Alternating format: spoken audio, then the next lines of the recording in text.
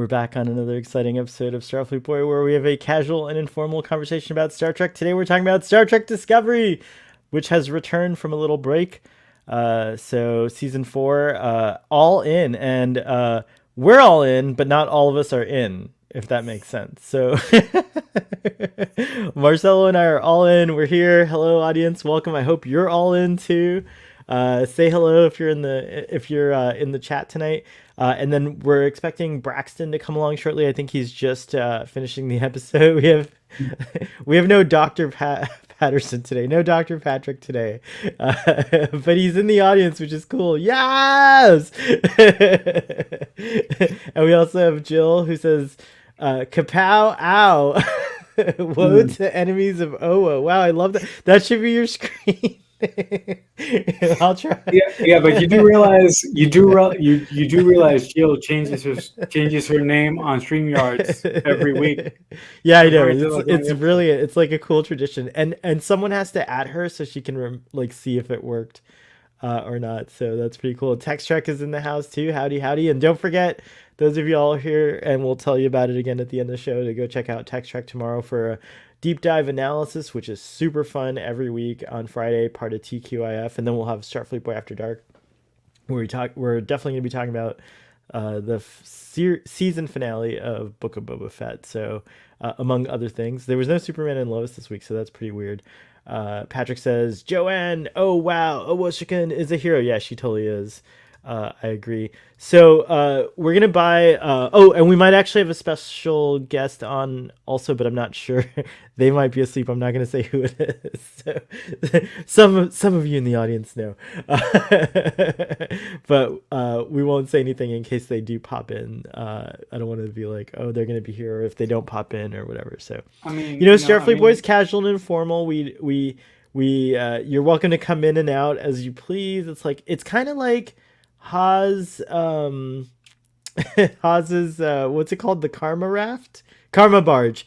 It's kind of like a karma barge, it's very open. We got all kinds of folks in here. We got changelings. We've got oh, here he is. We got Braxton. Beaming in. Okay, guys, how's it going? Hey, Braxton. Hi, Braxton. Braxton, something's different about you. You always look handsome, but there's something. Oh, you don't have those big headphones on your head so we can see you. No, and actually, he's. And you got a haircut. You got your hair cut. Oh, and you're in a different place. Yes, I was just about to say that. He's streaming from a different location. Sitting on the couch. I'm actually. Cause dude, I just moved, so everything is real crazy, this is chaos. Hopefully you can't see my mess in the back. No, we can't. I'm sitting on the couch. But now, I am under a kitchen light. I like this lighting. I like this. It's very cool. Thank you. So I'm sorry to beam in late. Hey, no, boys. But you're fresh off the episode, right? Oh, dude, I didn't even finish watching the last 5 minutes. But I enjoyed what I saw. And you can let me know what happens. We'll let you know what happens. Well, why don't you start with telling us what you thought of the episode? Dude, so I watch with commercials, for instance. So when I have done watch-alongs with you, I always get behind because I watch with commercials. So, the episode was 52 minutes tonight, so I couldn't actually watch it all. But, I missed Disco. Yeah. And I am really glad that they're back. I thought it was fun that, Michael and Owo did a hustle, I did enjoy, seeing Book and Burnham. I don't know how they're gonna put it back together. It seems like they can't. So okay, what you missed, I think. What was the last scene you saw? I feel like it was Book was doing something. Okay, so I'll just tell you really quickly. So after all the stuff in the karma barge and everything like that, you saw Michael lose the game, right? So I did see Michael lose the game, yes. Okay, so and the dude was congratulating Book, and then I had to come in. Okay, so then whatever. They go off, and then they go back to the Federation, and the president's like pissed off, and she's like really really mad. She's like, "How could this happen?" Like blah blah blah, and then she's like, "Wait, I knew I was gonna lose." Because Book is really good at the card game. So Mhm. what I did is the best thing I could do is she put one of those trackers that they put on the dilithium at the beginning of the season. Do you remember in Choose to Live? Mm, She put one of mm, those mm. trackers on the what is it called? Isolinium, I think, or isolidium or whatever. She put a Yeah. tracker on Isolating. that so they know exactly where Book is. But I have a speculation. I'll save it for later. We'll see. We'll see what happens. But yeah, so they know exactly where she is. So Michael Burnham does not play when she says, "I'm gonna stop you." She's gonna stop you. I loved it. Dude, It you're was right. great. Michael Burnham doesn't play, dude. She does not play.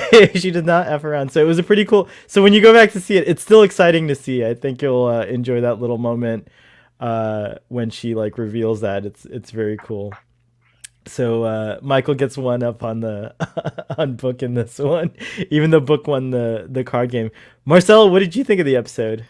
I love this episode to pieces because, like Braxton, it was such a pleasure to see Michael Burnham again after a month of talking about children. Oh my Uh, gosh, uh, Marcel. sorry, Aaron guys. Walkie Sorry. was in our chat, and you were like, Sorry. blah blah blah. I Sorry. can't wait till the show's over. No, I'm just kidding. You could say that. You could say you're After, welcome to have yeah, yeah, yeah, your opinion, feelings. yes. After, yeah, after a month of after a month or so of no discovery, I was just so happy to see the whole crew again. And the thing that made me so happy about this episode is that they gave Woshicum something to do. I Mhm. was like, oh my god, they're giving her something to do. Is this a Twilight Zone or something? I was like, it was so cool. It was so so cool.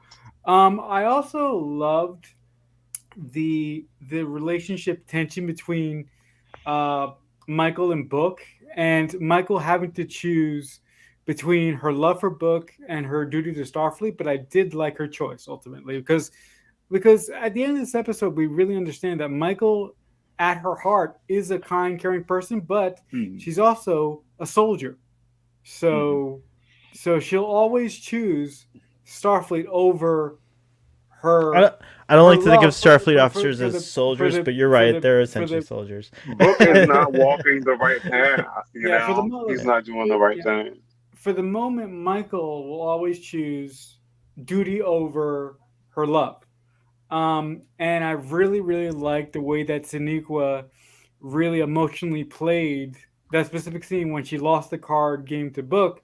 You could just see the emotional turmoil on her face. It was written all over her face, and I thought that Sonequa Martin, Sonequa Martin Cynical Green, Mark Green. thank you, did a wonderful job with that specific moment of just like, oh my god, what the hell did I just do? Like It's you know. it's funny on the Ready Room. Sneaker Martin Green was saying like everyone in the whole cast gets pretty nervous still because they really want to do a good job. But I'm like, you got this, guys. Like as far as the performers are concerned, like love the characters or hate the characters. I think all the performers really do a great job week to week. I think they're really great. Patrick says, "Oh, he has to go." Okay, but we're reading your theory, Patrick. So maybe you could tune in later and see what we think. But Mm. crazy theory that's probably wrong. 10C, the 10C, is the Borg. They're mining bromite or boronite, I think it's called. Sorry, boronite throughout the galaxy to create more omega particle, and they don't care about lesser life forms, as we know. Discuss. That's an interesting theory. I think that's really Mm. I interesting. I would not like it to be the Borg. I love the Borg, but I'm so sick of the Borg. Well, we're getting the Borg in Picard. I I So, know. but I like, know, I but guess we're only gonna get the Borg Queen probably, which it looks like. But that's cool. I know, but with me just saying that, look, I just said it 30 seconds ago, but I love Seven of Nine and I love the Borg Queen, so I think I'm of two minds of it. If it's an interesting creative story with the Borg, I'll be more than happy to take it. Um Audience, feel free to give us your theories too, by the way, as yeah, well as your thoughts on this crazy but theory that Patrick has. But I don't think it's going to be the Borg either, but it could be. That's a possibility. I mean, like, we kind of played with that idea with Control. Everyone, not everyone, but like many of us were like looking at those nano things that went, the green probes that went in, and we were like, oh my gosh, it looks like the nano probes that the Borg inject into you and stuff like that. And so, I mean, I think that Star Trek always kind of has played with this idea of a techno horror, like and I think that's something that we'll eventually see the Borg in Star Trek Discovery. I don't know if it's going to be this season though, but I do What think we'll see about them.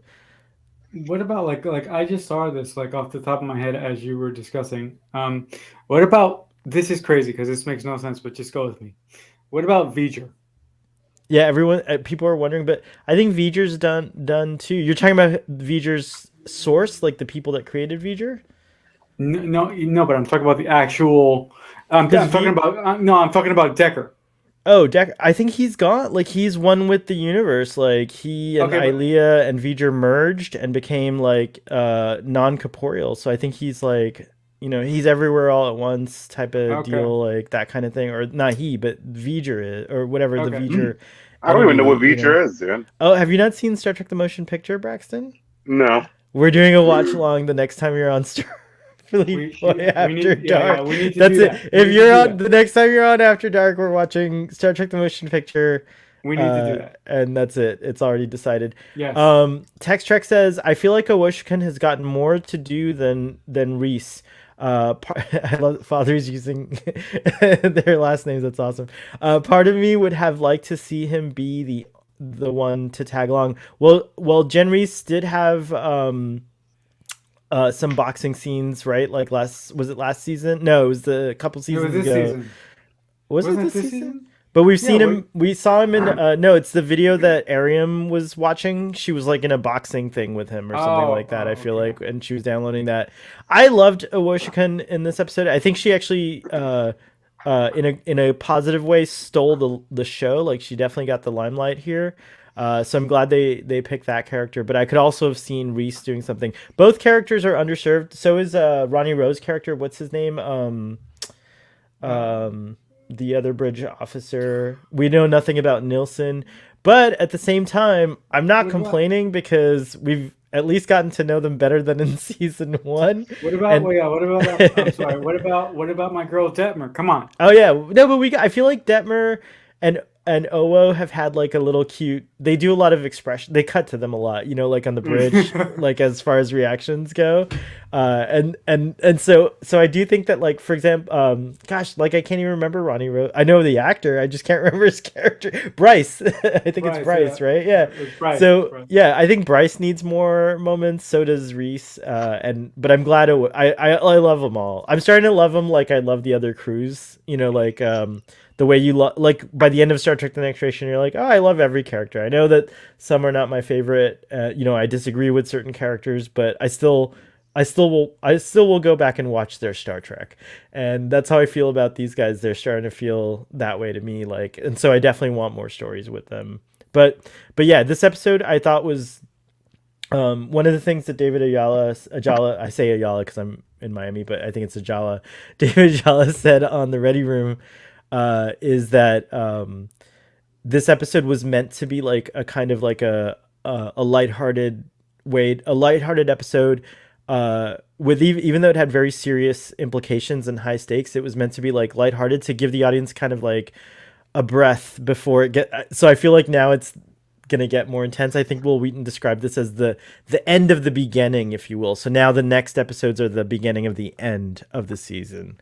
So I think that fits. It's a good little middle episode. I wish there was no break, but I like that coming into the break, we come in with a episode that kind of reminded us of everything that was going on before. Yeah.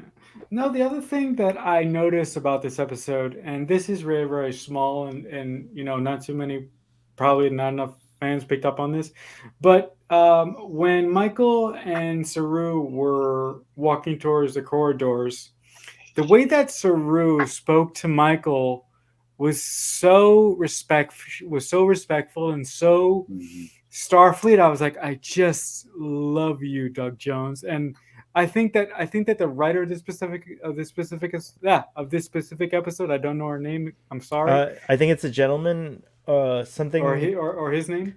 I think it's Um, Cochran or something like that. And also, I yeah, noticed that there were two directors credited, yes, yeah. which was interesting. I don't think I've ever seen that on Star Trek Um, before, but I might be Mm. wrong.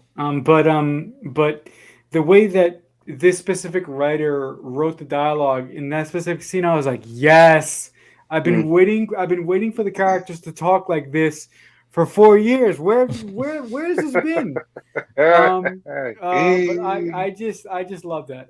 I just love that. I wanted to slot that in there.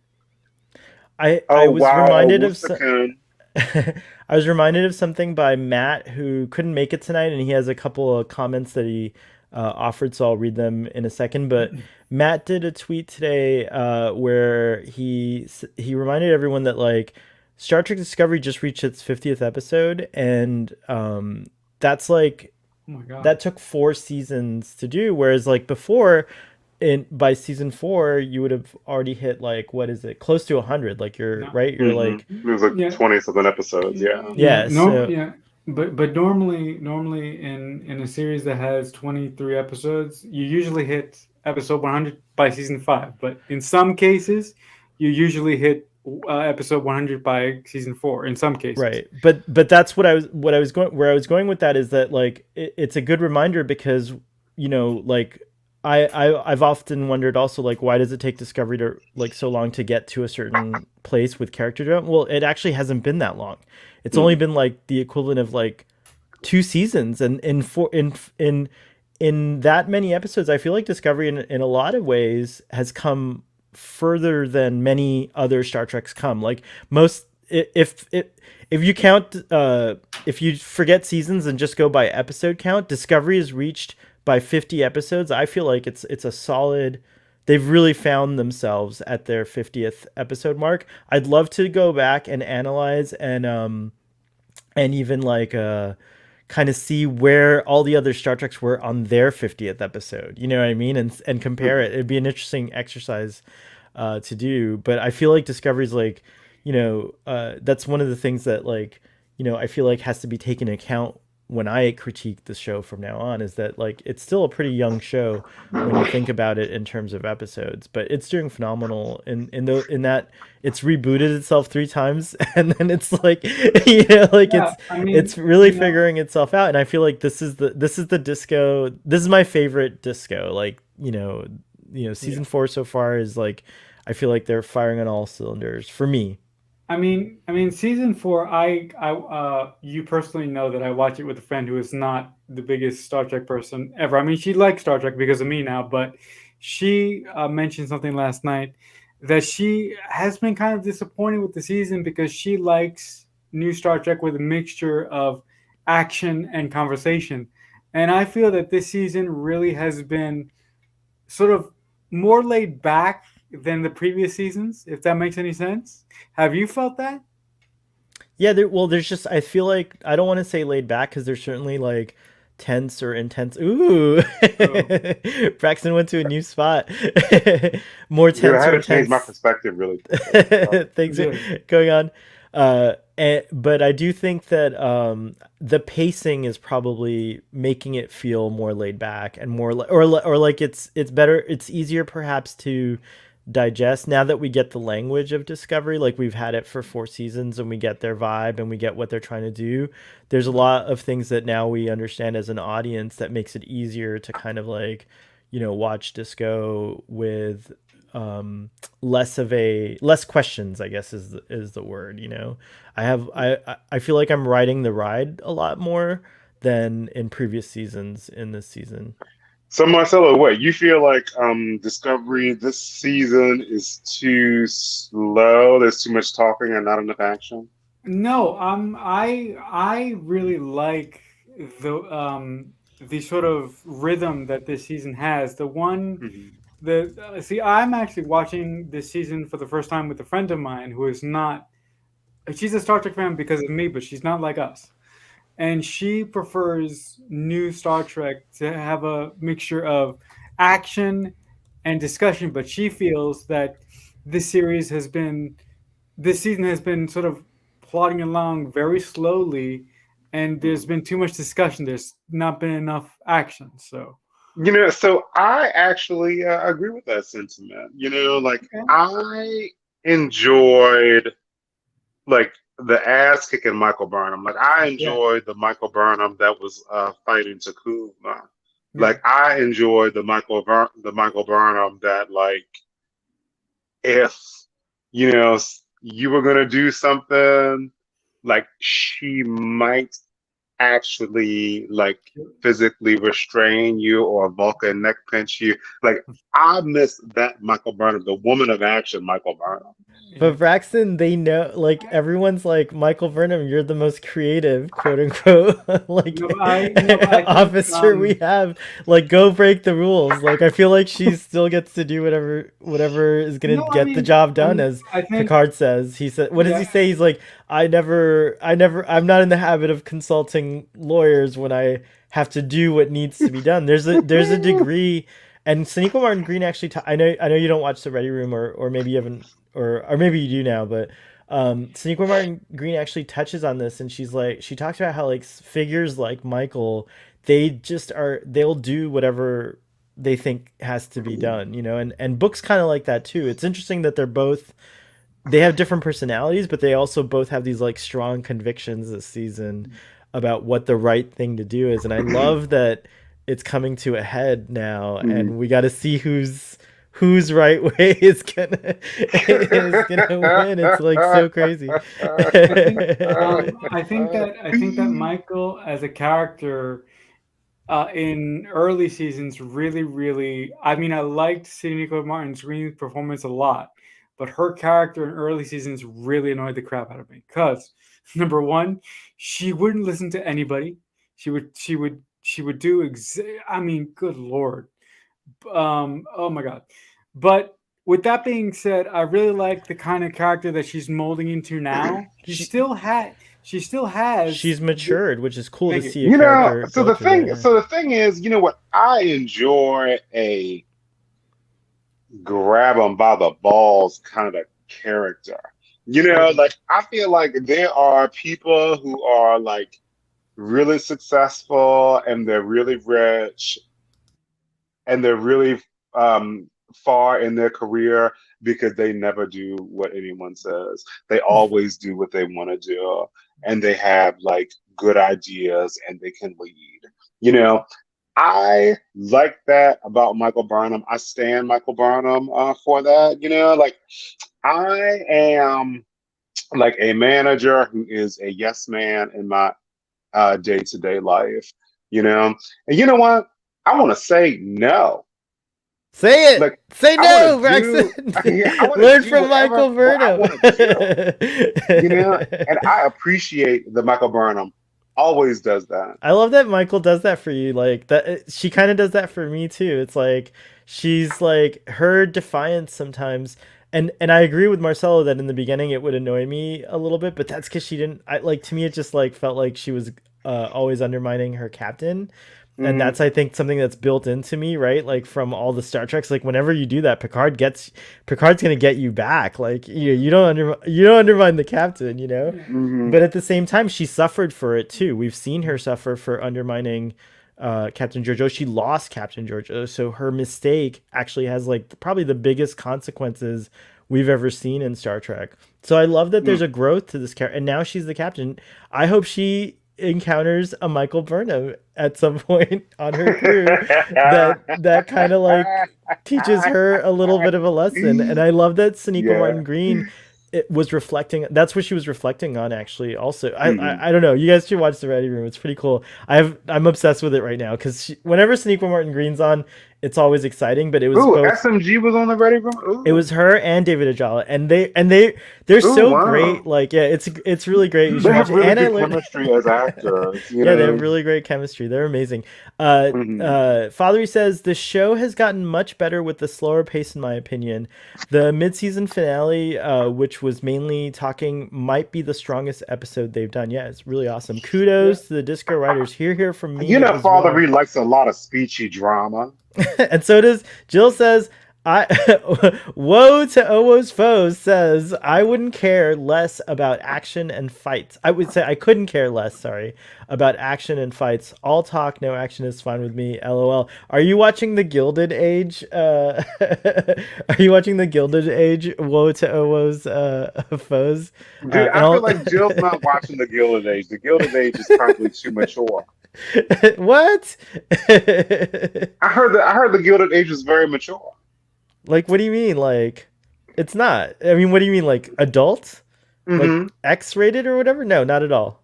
No, it's No, actually it's very tame. yeah, yeah. It's like perfect. It's very, it's very Somebody wholesome. was saying that there was You're somebody's thinking of penis Bridgerton. You're in thinking of Bridgerton. You're thinking in of the Gilded Bridgerton. Age. No, wait, what? I thought that there was someone's penis in the Gilded No, Age. you're thinking of Bridgerton, I think, No, which is that's yeah. you're thinking. But anyways, let's Yeah, not sidetrack. Okay, we're getting sidetracked. Sorry, hold on, hold on. Okay, sorry. Hold on. Sorry. Just Back give me to a Star second. Trek. Just give me a second. You're thinking of Pam and Tommy from Hulu. I'm not thinking of Pam and Tommy because I Let's was not watching. let's not think about any of those things. Let's come Alright, back and sorry, I'm sorry, sorry to sorry, be that way. sorry, I'm sorry. We only have an hour, guys. Alright, okay. No. What was your Also, favorite part of the episode tonight, guys? I really, really liked just seeing a Woshicum kick some ass. I was like, oh my, I'm like, that is a bad black woman. Oh my god. I was like, oh yes, badass black woman. I was like, yes. I love that so much. I had too many favorite scenes in this to pick a moment. So since Marcelo picked that one, which is was going to be mine, because I love when Owo just like she wants to keep going. I love this idea of her like wanting to keep going because she was actually studying him and tiring him out. Actually, like that guy was like tired out or whatever. But like she was like studying him, and then she kind of saw his like dance or his choreography or his moves, like how he's gonna come at her, and she did that kneeling thing, like where she was just yeah, but like, but that's what I'm saying. Like he was like, but like what I'm saying is like that's when I knew when she did the kneeling thing, because I'll tell you a personal story about when I was in fencing where something similar happened. But that's like when you're that confident, like she was there was so much confidence in her in that moment. She just kneeled down and she was like staring at him, and I was just like, oh god, something's like, this is it, like the guy's going down. And then she like punches him in the nuts, and then also like just like quickly flips him and like throws him over, and down, he's done. So it was great. And like it was cool because like no one was betting for her. Everyone was betting against her except for Burnham. So she won the entire like they won so much money. I mean, like the lady was even like, oh yeah, like this is just a little bit of it, I have a whole bag. Like there's another one that you're gonna need a bag for it. So and I love that. Obo was great, but what I love more was like kind of like how they're developing her, and like with when she confronts Tarka. That was another great scene when she kind of reads him. Did you get to that part, Braxton? Yes, I did. Yeah, yes. That was another great OO scene. And also on that the scene shuttle made me smile. That was gonna be my scene. Yeah, and the shuttle ride over was really good too, because I liked how I still feel like Owo's taking it to heart a little too much, that like she went against Saru or whatever, but like that's okay, that's her thing. But Michael like kind of like told her, that's the reason I wanted you with me, was because I've been in that place before. She was like, girl, I needed somebody who was ready to bend the rules. Like she said, Michael Burnham said, I couldn't have fucking Detmer up in here with me. Like, she's a pilot. I can't be a pilot right now. Dude, I couldn't have Reese. Like I had to have you. Those shuttles fly themselves, so yeah, you don't even really need them. No, it's fine. Yeah, let's.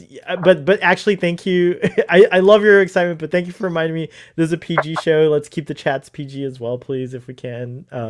And we'll do all that other stuff on Starfleet Boy After Dark. But what were you gonna say, Marcella? Yeah, if I could just slide in one more extra scene. I love the scene between when Awoshikam was kicking the crap out of that guy. But the scene that I love a little bit more than that is the scene that I mentioned earlier with Burnham and Saru walking down a hallway, walking down one of the corridors, and just the way that they were talking to one another. I love that. I really, really did. Mm. That really spoke to my Star Trek loving '90s heart right there. Uh, Because yeah, and then there was the moment between Hugh and Cobra, yeah. that moment where he's cleaning, all that was so good. I loved all that. Like I loved all the every. I feel like was everyone in this episode at least a little bit. No, the characters that I don't like very much weren't in this episode at all, so that was another plus. Okay, great. But they were mentioned. No, I think they were. I think they were. Yeah, we did get mention of them. I think I know who you don't like. Yeah. That's funny. By the way, what Matt was gonna say, his message was, I think the episode was a great showcase for Owo, who never got enough screen time, and it harkened back to the old episodes where the crew has to go undercover and outwit con men. Yeah, it did. That was cool, and they somehow still win in the end. Also, space was brighter, so we could see the ships. Yes. What did you guys? And we got his rating too, which I'll give later, which is pretty good rating. What were you gonna say, Marcel? What did you guys think of the actual design of the tender bar thing in the Oh, water? the Karma What do you guys Barge. think about Yeah, the karma bar? I liked it. I thought it was a cool hangout. On the Ready Room, they also revealed that it was the same set as the space station from earlier in the season, and they just Oh redressed wow. it. Yeah. Oh, cool. Or I think they call it. I feel like I learned the term. I think it's called spinning the set. I'm not Yeah, sure. yeah, Yeah. spin Okay. it, or turning a set, Turning the spinning set or or something. turning. Yeah, spinning it. Okay. And also I learned. Michelle Paradise said that the episode idea and Owo's moment especially came from Star Trek Las Vegas. There was a question to the panel where they Huh. asked like, what would you all like to do for each of your characters like to do in an episode, and she started writing down all the things the actors were saying about Oh my. what they wanted to do. So I feel like this was something that the actress, whose name I can't pronounce yet, but I'm learning it. Hey, I don't. Hey, I don't. I'm not ashamed to say I don't know her name. It's So Oyen. I can't pronounce her last name yet, but many people can't pronounce my last name, so it's okay. No, I don't know if it's okay, but I'm gonna learn it. I'm gonna learn it. Sonequa Martin Green says it, and she said it, and I was like, I can't say those words like that.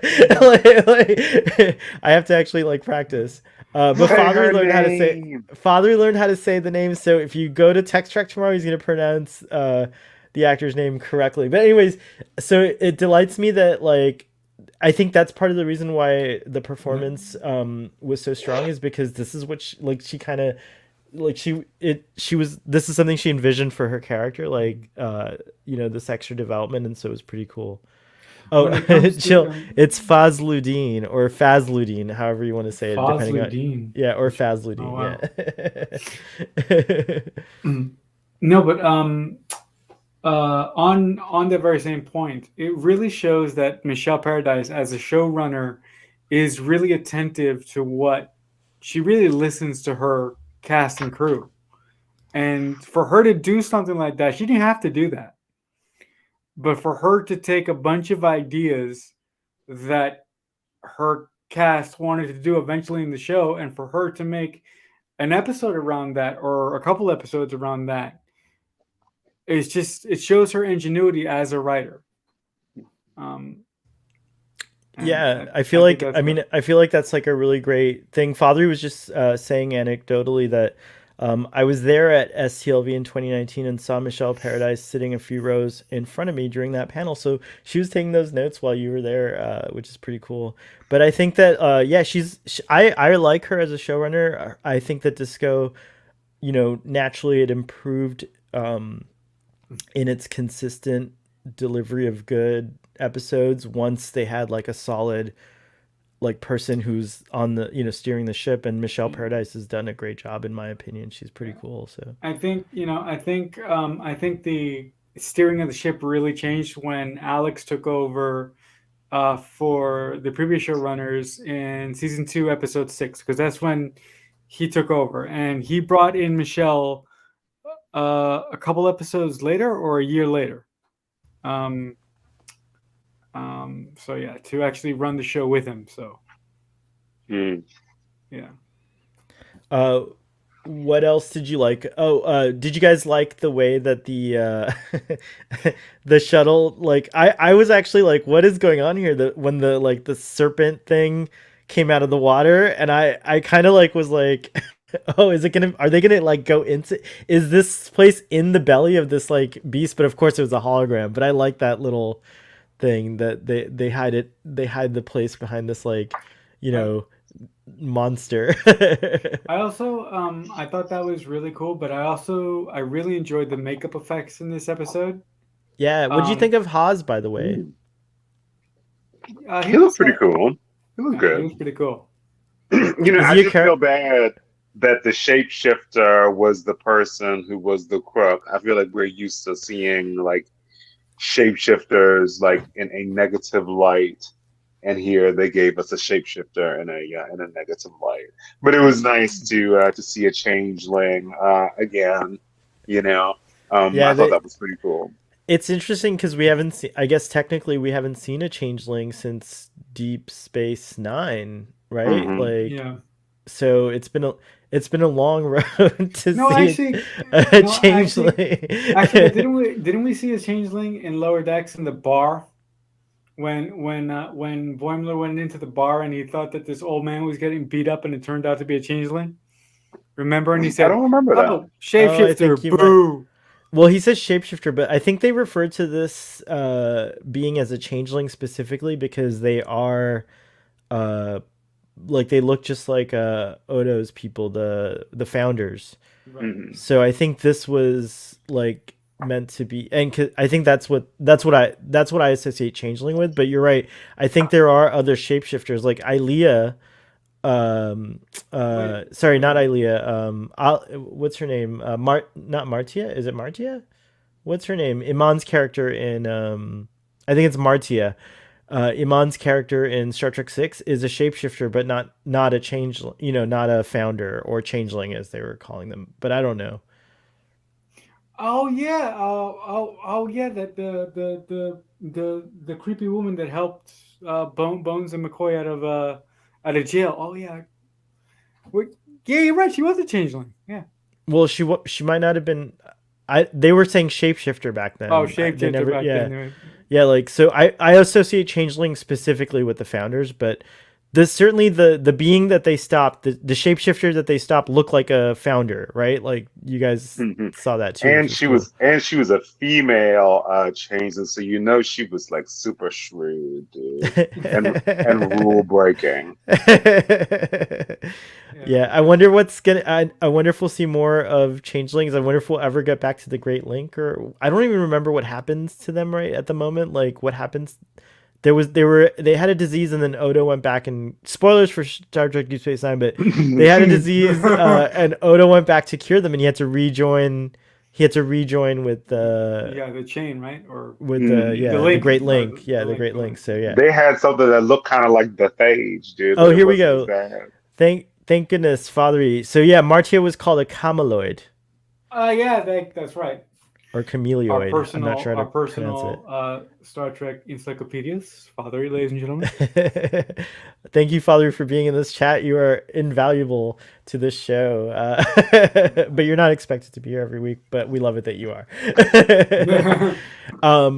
Let's see. The other thing that we got is like a whole lot of information about. So I love that it worked out that Burnham actually had another purpose to go to see this guy Haas, was to get these star charts, because we find out that like the coordinates uh of where the people who created the DMA are is just outside of our galaxy, but there's not much known about that area. But then there's this species we find out from Zora from the sphere data that is close enough, like within 30 light years, that they've surely charted this part of the galaxy, right?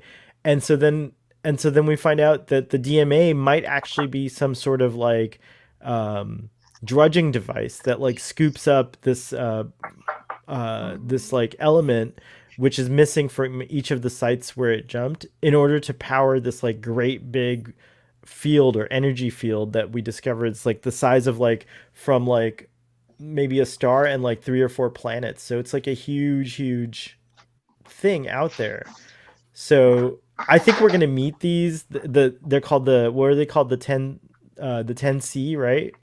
Yeah. Tennessee. I think we're gonna meet them soon, like probably next episode or the episode after. It's like it's You really know, compelling to me. I'm like it'll now be I'm very very. curious about this. Is it going to be a first contact or is it going to be a preemptive strike declaration of war? Like what's going to happen? No, I think they're gonna go to the very end of blowing each other to bits. But I don't think they're gonna actually do it. Well, I think that's like the Star Trek yeah. like I formula, think but yeah. you never know. No, but I think no. Seriously, I think that Starfleet is going to go to the edge of promising to blow them to bits, and if something goes wrong, it'll be they'll make the first move, and then Starfleet will have to respond. You don't think destroying Quajon was already the first move? I mean, whoever these No, people well, are, I mean, Starfleet knows that these people, whoever they are, they don't play around. So I think that Starfleet will try diplomacy to a point, but they're going to reach a point where they're going to have to make up their mind. They're going to have to say these people are not listening to us, and we have no choice. well, this is an important first contact mission because it's a first contact where you're like, "Hi, nice to meet you. We come in peace. You're destroying our galaxy. Like what What what the hell? what the hell? Like what do you need to why are you doing that?" So it's an interesting first contact. It's not like a typical first contact. What do you think, Braxton? What do you think of all the anomaly stuff and who do you we all said it's not the Borg, right? Or we all don't think it's the Borg, but what do you have any ideas? Dude, like I have no idea. I Is don't it know what they're going to is present us it with. Like, I feel like they're not going to make an alien up for it. It's going to be something that we've heard of, but maybe we're just not thinking about. I don't know. Like, they just keep giving us a little bit, but they're not really giving us anything. And then it's going to be like a thing for like season 5. I got excited when that scene was on because they talked about the galactic barrier, but they didn't say the Great Barrier, which I think no longer is a thing in Star Trek because it's like kind of silly. So I Mm. don't know, but it would be interesting if I What now I feel like what if this. it's Cybok? I'm sorry for Well, interrupting. no, I was gonna say actually, I feel like it'd be interesting if like they're actually if Star Trek did have a Great Barrier around our galaxy and it was actually something artificial created by maybe the species or something like that to somehow protect our galaxy from other galaxies, and they need to occasionally scoop up a planet or like whatever to feed the energy that it takes to like power the Great Barrier, and Hmm. maybe maybe that could be something a way to like make the Great Barrier make sense because it it doesn't make sense scientifically. There's not like any kind of like there's not any kind of energy barrier that's that like would resemble what we saw in Star Trek. They actually I think what they thought is that the universe was much smaller, than it actually is at the time. So, it makes sense that you had ideas of like a great barrier of energy and stuff like that. But if there is such a thing, it's like very far out, like, where we can't reach it.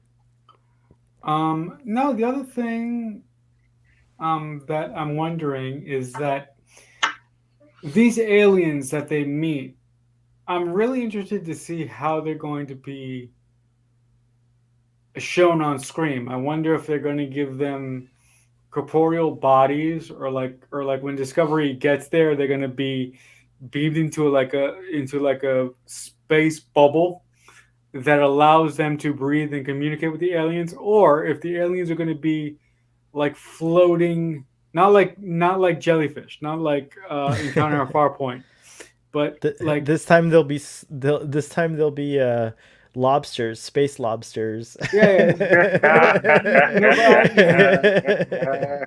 no, but I'm very curious to see what the design of those aliens are going to be, and I hope that that they aren't tied to anything that we've met before in Star Trek. I hope there's something brand new. Very cool. Father points out that it is the There's two barriers, energy barriers. There's the Great Barrier, which is the one that you go through to get to the center of our galaxy, where Shakari is, and then there's the Galactic Barrier, which is how you get out. Which before was depicted as as a difficult thing to get out of. Like it was very difficult to escape the galaxy, So, but it shouldn't be that difficult. Is what I was trying to say. so And what? then So, I'm sorry. oh, Go go ahead. ahead, go ahead. So, with that being said, what barrier are they trying to reach then? Well, they're just describing the edge of our galaxy. So Oh, okay. whatever these guys are outside the edge of our galaxy. They're not like in a star system that's within our galaxy. And so they were actually referring to it as being in an extra galactic star system. So there's like these little star systems that are kind of rogue out there that are not necessarily part of our galaxy, and that's where this is. So you actually but leaving the galaxy is a big deal up until now. I mean, now they have the um the spore drive, but I forgot the actual name, but it's the dash drive. So now they have the dash drive, the displacement activated spore hub drive, and so now they can go anywhere. Like so, they can actually leave the galaxy, and it won't take 70 years to get to the edge of the galaxy from like where they are. So it's kind of cool. And then we actually so there's a couple of things I still have a couple of questions. I don't know if you guys still have some time to hang out, but I wanted to ask you guys, what do you think Tarka's up to? Is there an ulterior motive? I'm starting to trust him less. I don't know. Like I felt his sob story about wanting to get to this other universe or galaxy, other universe where things were peaceful and different. But now I'm starting to wonder about him. What do you guys think? I I initially, definitely don't trust Doctor Tarka. I, Definitely. yeah, I initially didn't trust the guy as far as I could throw him, but in the last couple episodes, especially when he gave us that sob story about wanting to reach another galaxy, I'm starting to buy into his dribble that he could possibly be feeding us. But with that being said, I won't be surprised if once they get to where they need to go, that he betrays Book in some fashion, or he betrays Mhm. the Federation in some fashion. He's Yeah, because already there's always a yeah. good guy and a bad guy, and we know that Book is a good guy who right now has lost his way, so he's Yep. not doing things the right way. But we know that Book is a good guy, so they're not gonna like team two good guys to like break rules and be on an But adventure. At some but point, Book is gonna have to stop him. Right, right. and Tarka may surprise us because Star Trek does have a tradition or a tendency, I think, to making not completely bad villain. Like every villain so far has had some kind of like you could understand kind of like what's going on. Like I like to think of Khan, who completely lost his mind because not only was he exiled from Earth because he was bad, but like he was exiled from Earth. But when he thought, okay, fine, we're gonna make a colony, we're gonna start ourselves, we're gonna just be independent. All of a sudden, everything goes wrong. Their star system explodes. He loses his wife, and so like his I, chance that he thought he had a chance at like redemption plus like oh, another it gets ruined. So he becomes this like terrible villain. So I can kind of see how like circumstances made Khan just like worse over the years, and why he's so vengeful of Captain Kirk, like why so he's very complex to me, you know what I mean? Like, uh, and I can't think of another, the Borg, even they've like with Picard, especially, they've like really brought the Borg into a new understanding. Like, I think like we always knew that they were victims, but I don't think, at least for me, I never saw the Borg as victims until Star Trek Picard. And now it's like heartbreaking when you think about them that way. So, Hmm. it's interesting how Star Trek has a tendency to never just tell you someone's evil, it's rare that you just meet pure evil. Even Q, who, you know, like everyone loves Q, but he's a bad guy. Like, you know, like, when you look, yeah. I mean, when you look at Q from his first appearance in Encounter at Farpoint, he is very different than he appears in All Good Things. Because in the first, when he shows up for the first time, he's vicious, basically. I mean, he freezes two crew members and he tries to kill Tasha Yar. yeah. But I think that as well, this is a side point, but I think as TNG went along, I think the writers really started to tap in the comedic potential that John Delancey had as an actor, and I think that informed as to the type of character that Q became eventually. That's cool. By the way, I just want to ask you something. Sorry, are you saying to me that Khan isn't a bad guy, that he's just misunderstood? This guy No, I'm saying that Star Trek this guy's a murderer. No, I'm saying that Star Trek never just makes a character evil without like some kind of like without some kind of story or understanding of how they may have become that way. So like whereas like I guess what I mean to say is that like what I'm trying to say is that Khan is three-dimensional, like unlike his thinking in strategies and war strategies where he's not three-dimensional. but yeah, that's what I mean. And like so thanks for saying that though, because I'm glad you let me clarify that, because I didn't want to be misunderstood, but also because it comes back to Tarka, where Tarka's nowhere near, we have no evidence that Tarka's anywhere near as evil as Khan is. Like he's definitely also, I think both he and Book, and again I'm stealing this from the Ready Room observations that I think David Ajala made this observation, but both he and Book have something in common, which is they've suffered loss. Book has indescribable loss with Quajon, and Tarka seems to, as far as we know, if his sob story is real, he's lost someone who's very close to him. And in this episode, he even describes, I mean, they haven't said it explicitly, but the person he's talking about is like a lover, the way he talks about them, like, or at least someone very close and very dear to him, someone who's very intimate with him on some kind of level. It could be a family member, or whatever. But I think I get the vibe that it's like someone who was his partner, so he's gone through something really terrible, and he even says it's like whatever he experienced under Osira. And I like that we've been reminded about this over and over, and I like that the Emerald Chain hasn't just gone away, because it's very justified how these characters, the trauma that they're under, like everyone in the 32nd century has been under this oppressive kind of like situation of no, first of all, cut off from warp and whatever, and then Osira and her people, as cool as Osira was, because she wasn't as complex maybe as Khan, but as like cool a story she sold, and how she funded the arts, and how she helped Aurelio, and like she had a very dark side to outsiders, people outside of the Emerald Chain. And it seems like if she didn't get what she wanted in a diplomatic way, she resorted to like violence, and that's what Tarka must have resisted her at first, and this other person to like come up with this like alternative warp or whatever. So he has a scar, and he left it there.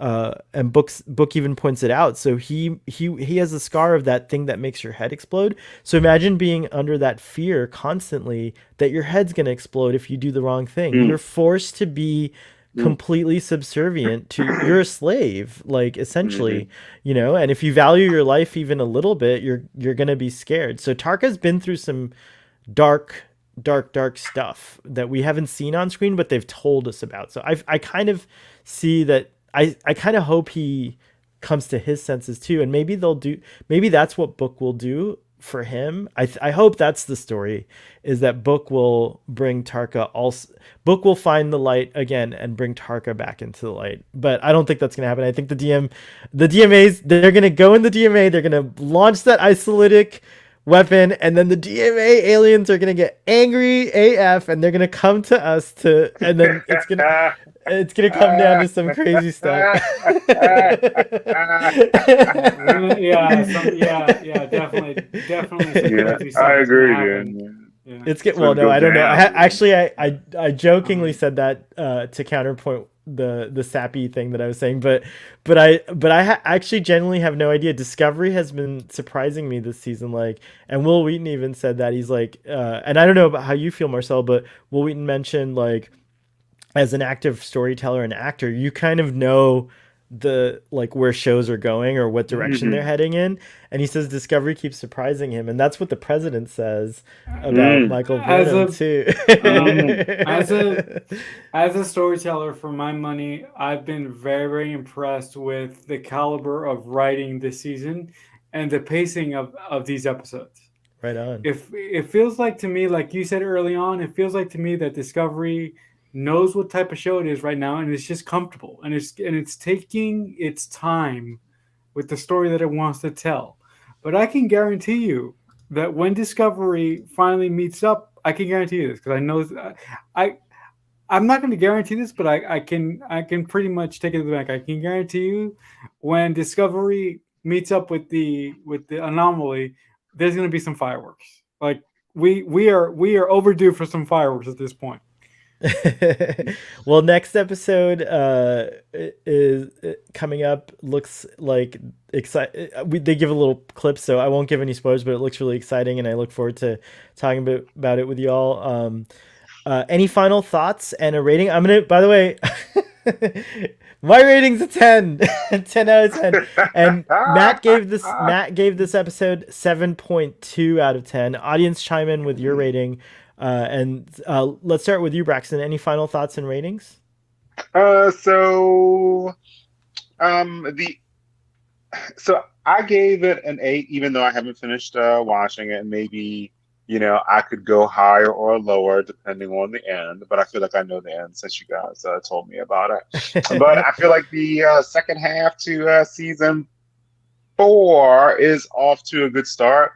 I feel like this episode was kind of dense. I feel like a lot of things happened in this episode. Um, but I enjoyed it. I enjoyed seeing, oh wow. Um, I enjoyed Michael Burnham back. Um, so a thing like I don't like especially dudes who are shady. And I'm starting to kind of feel a way about Book. I feel like he's not making good decisions, but I feel like he is good, but maybe he's just so affected by the things that have happened that he isn't doing things the right way. Um, but I give it an 8. Well, as a stan of Michael, I could see how you would say that, but as a stan of Book, I'm just gonna say he's not shady. He's just lost. I agree with your earlier statement. You stand for Michael. I'll stand for Book. Marcelo, any final thoughts and a rating? This episode was a welcome return to Star Trek for me because you guys know what I've been dealing with for the past little while. Um, sorry guys, I can't let it go. I'm sorry. Um, I was so happy to see Sonequa Martin Green back as Michael Burnham. You guys have no idea. I love her to pieces. I stand with Michael too. Um, and my favorite thing about this episode was the dialogue, in particular, the conversation between Michael and Saru in the corridor, and that really made me love this episode. I love the card game that they had to go through. I love Washington kicking some serious ass. I love this episode to pieces. And with that being said, my grade for this episode would be a 9. I loved it so much. Awesome. Wow. Does that like I haven't heard you give a 9 in a while. You haven't thrown a 9 out in a while, huh? Yeah. That's Because you know cool. what? Because you do know what I've been dealing with for the past little while, right? Sorry. Don't go there. I Just won't. kidding. Real quick shout out to I don't want to give it away, but our friend Dom Paris sent me a Easter egg that he noticed, and in case no one else, I haven't seen anyone else notice that Easter egg on the internet, and I don't think Fathery caught this Easter egg unless someone's already like maybe Fathery has. Fathery has a keen eye as well. But like anyways, Dom is the first person who brought this up to me. I'm not going to tell you what it is so that when he posts it, but everyone go check out Dom Paris, Dom D Paris on Twitter. And all I'll just say is to give a little clue is that it has to do with another Star Trek property. It well, and it's not Voyager, and that's all I'll say. Mm, mm, So mm. yeah, I don't want to give anything away because it's a cool Easter egg, but just know that I saw an Easter egg and I was like blown away at the attention to some of these like Easter eggs are genuinely charming and delightful, and I love it. And then also, thank you so much, guys, for joining me tonight. It really means a lot to have these discussions. I always end up coming out of this like learning something new by hearing your perspective. So I appreciate you so much. Audience, same goes for you. I'm sorry you didn't get to all the comments tonight. I think I was a little bit more focused on the discussion. So I was trying my best to go to the chats, but I love that you guys were chatting in there and talking about stuff. And I'm going to go back and read it later. Tomorrow, check out Text Trek on TQIF Friday night. Must see YouTube starting at 7 p.m. Central Time, which is 8 p.m. Eastern Time. And he'll be doing a deep dive on this episode with cool slides and stuff like that, and a lot of fun, and Gorn eggs at the end. And I'm sure Father will have caught that Gorn egg. I'm not gonna tell him because he plays this cool game where you can try to stump him. So I'm gonna save my Gorn egg for the for the show, or Dom's Gorn egg unless he posts it. And then so everyone go watch this episode and find more Gorn eggs to confound Fathery, and then go tune in tomorrow. And then afterwards, we'll do Starfleet Boy After Dark. This Saturday, I keep thinking we're doing it, but I'm actually wrong. There is no Star Trek TOS this Saturday. I'm sorry, Star Trek TOS fans out there, discussion fans out there, but we have to skip this Saturday. I keep forgetting that I have a family engagement that I have to go to. And so there won't be that, but we'll return the following week, or maybe not the following week. It might be the following week, and then the week after that we won't be doing it again. And then Sunday, Father and I are doing a two back-to-back discussion, back-to-back watch-along slash fan commentary for Star Trek Picard. So we're going to do Nepenthe, and then Nepenthe, and then what comes after Nepenthe? The finale? No, right? No, there's one more episode, and then there's the finale, which is Et in Arcadia, part 1. Oh, Broken Box. Thanks, Father. So check that out on Sunday, starting at 1 p.m. or 2 p.m. Sorry, Eastern Standard Time. All right, I think I got all the plugs and mentions in, right? Did I get everything? Oh no, I didn't let you guys go. Braxton, how can people follow you on Twitter? Follow me at Leviathan026. And also, Marcelo, you can go to Creek Fanatic. Yes, Creek Fanatic 88. You're getting better. You're getting better. But also, I do a lot of stuff on the interwebs. So like my home base for everything that I do is there. So if you guys go there, you'll get links and all sorts of cool stuff to everything that I do. Excellent. All right, folks, live long and prosper, and we will see you